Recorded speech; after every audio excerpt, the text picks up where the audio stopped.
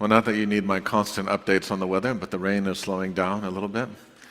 To those who got here a little bit late, remember your baptism. You were in that great water. And actually, part of that, if you wonder why, maybe you notice, you say, why did they move the candle here for Easter? It's not because we're cleaning the carpet or anything over here. Normally, the Paschal candle's by the font, and it's intimately tied with baptism. Because if you remember, when the Israelites went through the water of freedom, they were led by a pillar of light. And so this is our pillar of light, but it's through death. This is why it's called the Paschal candle. And it's specifically witnessing to Jesus. So you have the cross of Jesus, you have the Alpha and the Omega to say that Jesus is the beginning and the end. You have the 5 wounds of Jesus, oftentimes nails. And if we had wax candles, every year we would replace it right before Easter. So you renew it, and then it burns through the year, and then you light it for funerals. And the 50 days, or the 50 days of Easter up to Pentecost, we'll keep it here at the altar, and then on Pentecost we'll blow it out by the wind of the Holy Spirit, because now this light is kind of transmitted into the church with the tongues of fire. So in case you wonder, sometimes people just think we're moving the furniture, but there's actually symbolism behind all this, particularly as we witness to the presence of life in death. And actually, I was over at Ivy Park up in Seal Beach, and I saw Naomi. Naomi is actually a wonderful caregiver and medical person. And our last charter member is dying, Mary Catherine. And so her family called and they said, will you come say a prayer for her? And she was at the beginning of that journey, and I don't know, Naomi, probably you know better than I where she is in that now. But I went and I sat with her and prayed with her, and we sang a hymn with her family, and also just helped her family focus on what is this window of her last days, what does it mean? And I said, this is a wonderful time, because, all her grandkids and great-grandkids, she has a huge family. And it's like, take some time to bless them, and you can film videos, you can make memories, because as the days pass, and as she walks toward that light, and then that light illuminates the path of death for her, that will be very precious. And I also told her, I said, you're our last member, the founder of this parish. And I said, so now it's up to us to carry on this legacy. So thank you for everything you did. They used to meet in her house, and the choir would rehearse at her house. And they had a pretty, I wouldn't say it was a intense fight, but there was a big debate about what kind of roof to put on LCR. Do we put shingles or do we put Spanish tile? And of course, for anyone that was remembering the building time in the 60s of many of the California churches, the question wasn't aesthetics, the question was how much is it going to cost? Actually, I guess that's still the same today. And so the fact that they put on the Spanish tiles was a sign that they wanted to make a beautiful place. Now, if you talk to Susan about repairing the Spanish tiles, maybe she'll wish they had shingles, but that founding generation did so much, and so now it's up to us to carry it on. So this church has been here 60 years, and may it be here for at least another 60 years, but it'll be the work of the generations to carry on that work. Well, Jim, I mentioned we'll be at your house later this afternoon. We promise not to smoke inside if the rain is still falling. And as I mentioned, a new adult forum class that Dean will be leading. And also I mentioned this kintsugi class, which will be coming up in a few weeks, which is the Japanese art of taking broken ceramics and bringing them together with gold. Obviously, with the price of gold, it's not going to be gold. It's going to be bronze. But it's a wonderful art to talk about healing and how things that used to be wounds can now become a sign of glory. And so kintsugi could have a spiritual significance for Christians, particularly as we think about Jesus today. And actually, every time Jesus appears to the disciples after Easter and he shows them his wounds mean something different in the light of resurrection, and your wounds mean something different in the light of resurrection.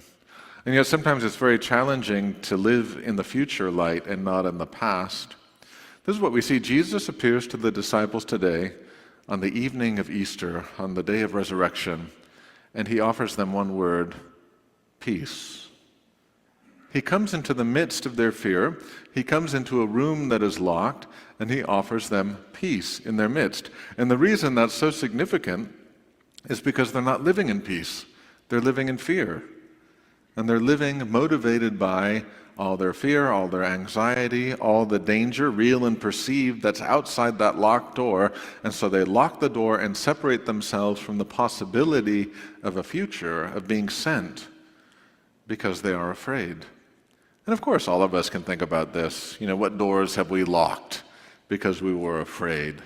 There was an opportunity we could have taken. There was some place we could have gone. There was some place God was going to send us. That's a big part of what happens in the story too. It's the sending that happens at the end. But instead, we lock the door and we make sure all the mechanical apparatuses are working to make sure we can keep that outside threat removed from us. And so we sit locked in fear. And remember, they're in the room where they had the Last Supper. They're in the room where Pentecost will happen. They're in the room where it happened, as we hear in Hamilton. But in this case, rather than living into the legacy of the Eucharist, for example, they just live into the legacy of their fear. And Jesus doesn't show up going, dude, how many times do I have to tell you guys, don't be afraid? Jesus doesn't tell them that. Jesus comes and offers them a word of peace. And so one of the things we will be challenged by as the body of Christ, particularly living in a time like we live, because think about it, the time they were living, everything was very uncertain. Jerusalem was uncertain. Rome was uncertain. The religious environment was uncertain. So they're not unafraid for no reason. And we're living in a time of war and rumors of war, economic uncertainty, other things that are all happening all at the same time. And the danger is, which center are we going to have? What will be the sun that we navigate around? Now, this isn't a new story. I've been reading some American history after Easter, just to kind of relax. So read about the Civil War, just to kind of let your hair down a little bit. But I know this is, none of you have probably thought about this, but the election of 1868. So after the Civil War, after Lincoln had been assassinated, and it's the first election after the Civil War. And of course, one of the candidates is U.S. Grant. And you all know what happened because he became the president. But U.S. Grant's campaign motto was, "Let us have peace." That was his campaign motto. Let us have peace. And the reason I'm telling you that is because Jesus is inviting us to the same gift today. And you would think that after the Civil War, many people would say, yes, let us have peace after everything that happened. Well, does anyone know who ran against U.S. Grant in the Civil War? I didn't until I read about it this week. His name was Horace Seymour. Horace Seymour. If you Google him, he had one of the great neck beards in American history. I showed it to my wife. She went, oh my gosh. I said, I wonder if I should grow one of these. She goes, don't, please don't. This is not one of those good ideas after Easter. Now, Horace Seymour, the former governor of New York, is running against U.S. Grant in the first election after the Civil War. And guess what his campaign motto is? This is a white men's country, let white men rule. That was his campaign slogan. The U.S. Grant's slogan was, let us have peace. Horace Seymour's slogan was, this is a white man's land, let white men rule. And what you saw were two alternate versions of the country being proposed to the people. And actually, the vote was pretty close. One thing they realized after the election is, with all the new freed slaves that were voting, if they took that number out, he probably could have won. And that explains some of the beginning of what would become the Jim Crow era in our country. When we have the opportunity for peace in a future, or in this case, when we had an opportunity to say, no, let's do what we did before, or let's create a world where we lock doors for other people out of our fear, there are real alternatives. And this is where we have a choice. This is why I'm telling you this, because when the disciples are living in fear and Jesus comes and offers them peace, they don't have to accept that gift of peace. They can continue living in their fear. They can continue saying, thank you, the world's a pretty dangerous place, and I like it this way. I like a world I can control. Or, when Jesus says, I'm going to send you as the Father sends you, they have this choice of where they will go for the sake of the gospel. And if you know the story of any of the apostles after the time of Easter, they struggle with this. All the way to Peter's death, Peter struggles with, will I go? There's a very famous story where Peter's in Rome, and he leaves Rome because he's afraid he's going to get martyred. And an angel greets him on the road and says, where are you going? And then that question makes him go back to Rome because he realizes, I'm going away, I'm afraid, rather than going where God has sent me. Now, one way that we can reflect on this is looking at the person of Thomas. And of course, Thomas sometimes gets a bad rap in the story, doubting Thomas, and Thomas wasn't there. But it might be interesting to think that Thomas may have been one of the only apostles who wasn't afraid. And that's why he wasn't locked in the room. I don't know if you are that person or you've had a friend where you've been in this situation where you say, you know what, I can't sit here anymore, I've got to go. They go, well, just go, Thomas, just get out of here. We don't want to deal with all your nervous energy. Get out of here. And who knows where he went? Maybe he went shopping, maybe he went praying, maybe he went and stood at the place of the cross, or he went to the empty tomb.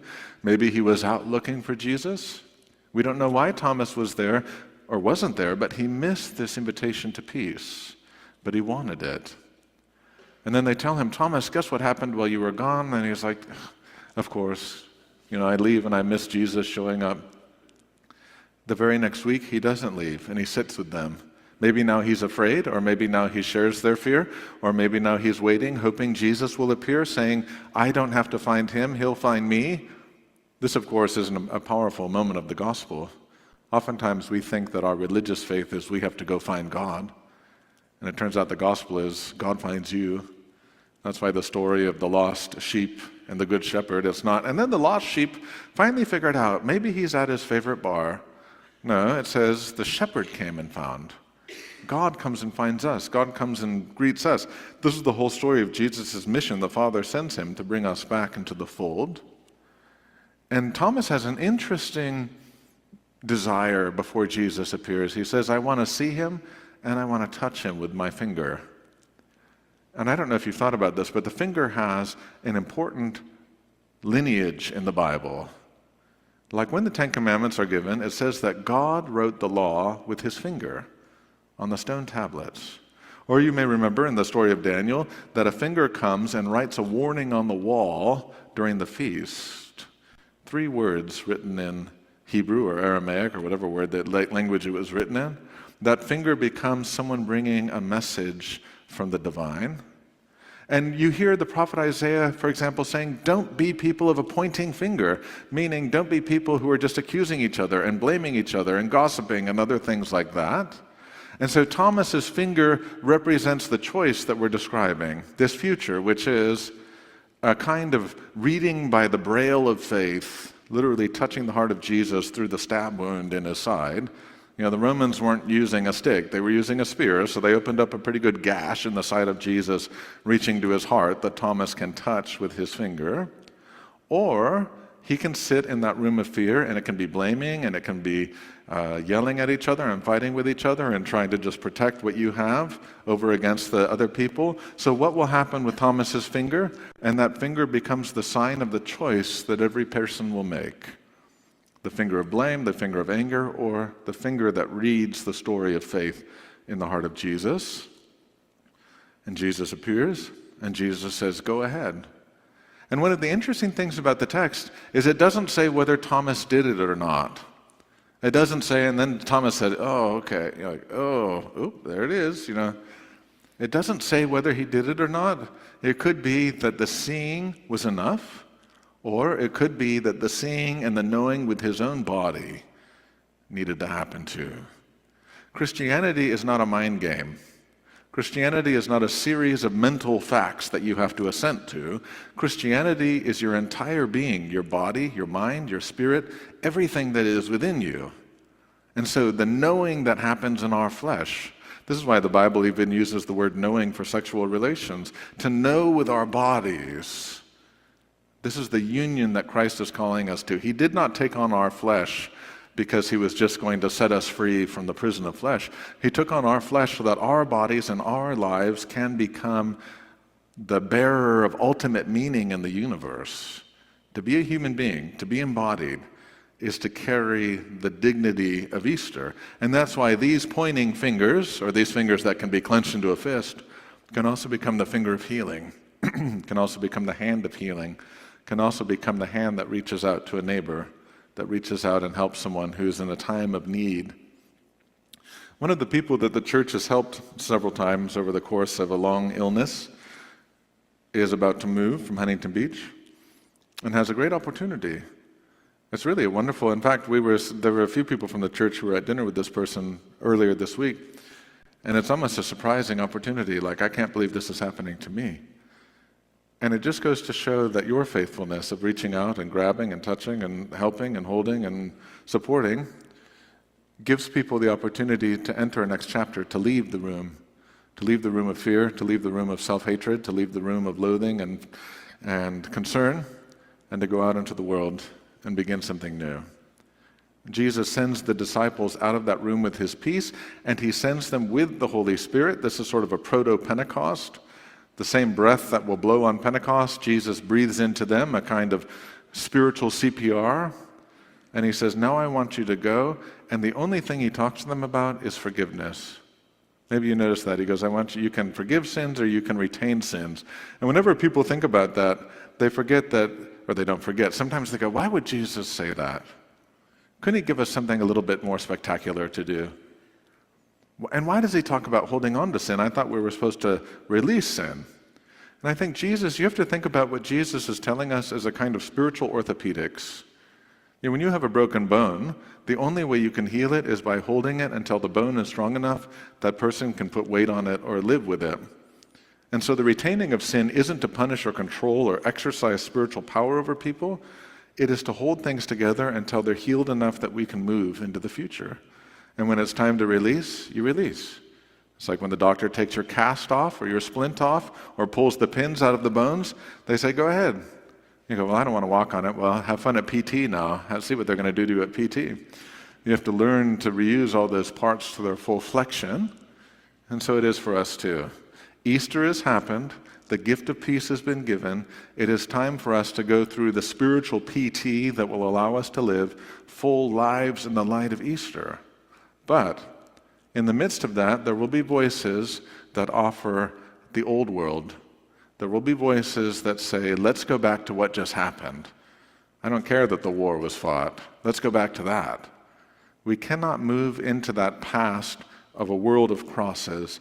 We have to live in the light of this empty tomb and the gift of Easter, for he is risen. Please stand.